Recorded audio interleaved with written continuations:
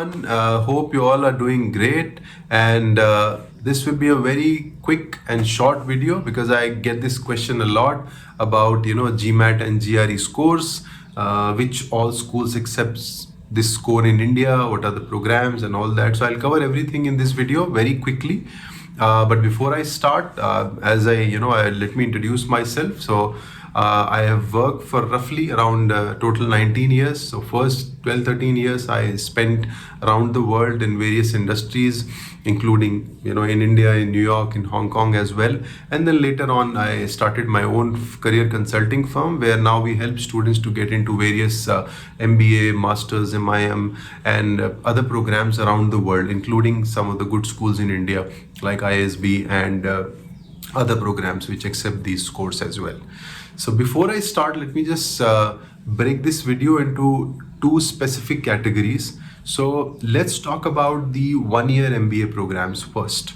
Now in India, so you have a flagship program being offered by IIMs, which is their 20-month MBA program for fresh graduates and with people with little experience. Now they have another program, all the 6 IIMs. So they offer another program which is 1 year full-time MBA program. Some call it PGPEX, some call it PGPX. The name, nomenclature is different, but they all are 1 year full-time residential MBA programs with good placement records.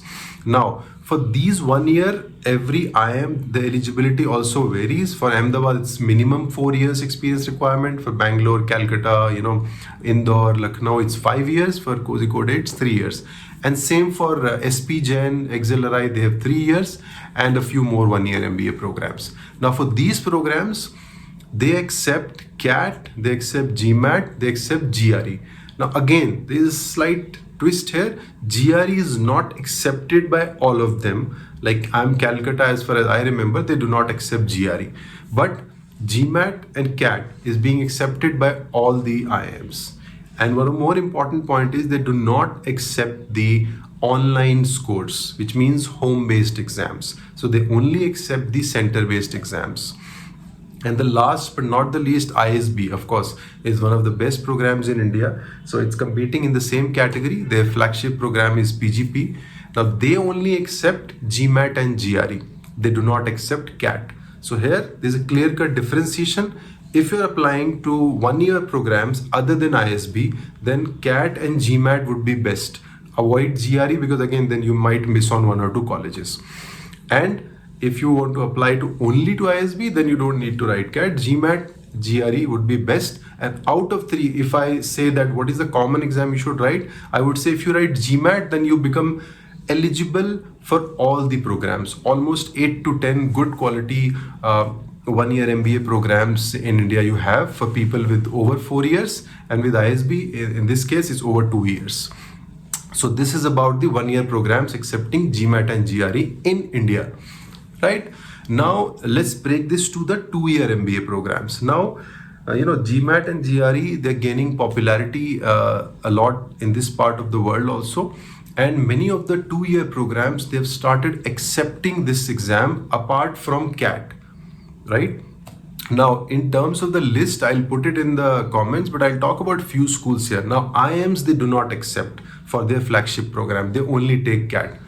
Now other than IIMs, some of the good schools like ISB's 2 year MBA program, which is called ISB PGPYL, they accept CAT, GMAT and GRE.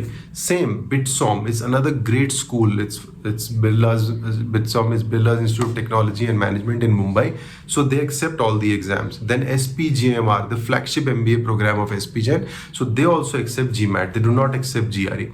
And there are a range of other schools like Great Lakes in the next level, like IMT Ghaziabad. You have 4 school, IMI, XIM, and there'll be around 15-20 schools, I feel, who have started accepting GMAT and GRE in India, which is a great news, I would say, for every student, because now they have options.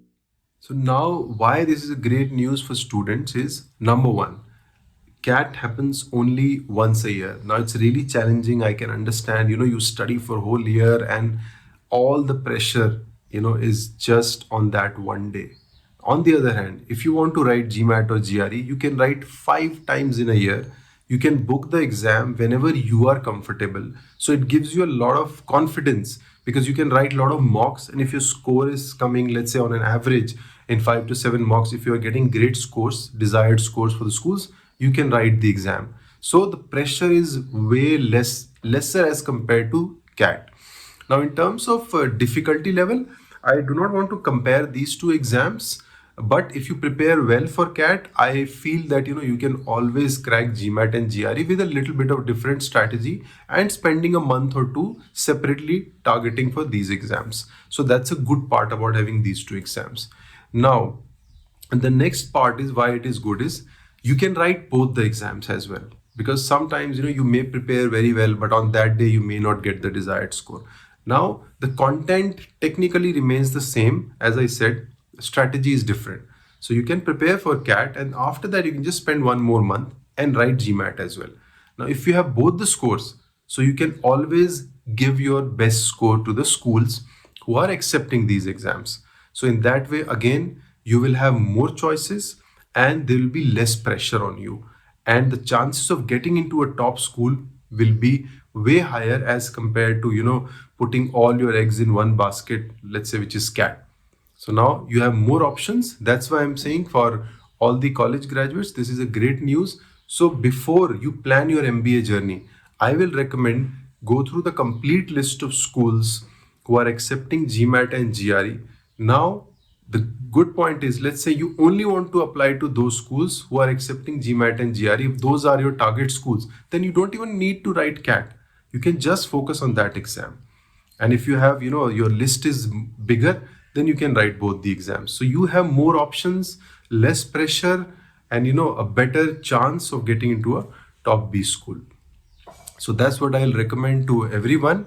And in case you have still more difficulty in understanding which exam I should write, how to start, how to assess, you can always reach out to me and through email, through phone numbers given in the comments box, and through our website as well.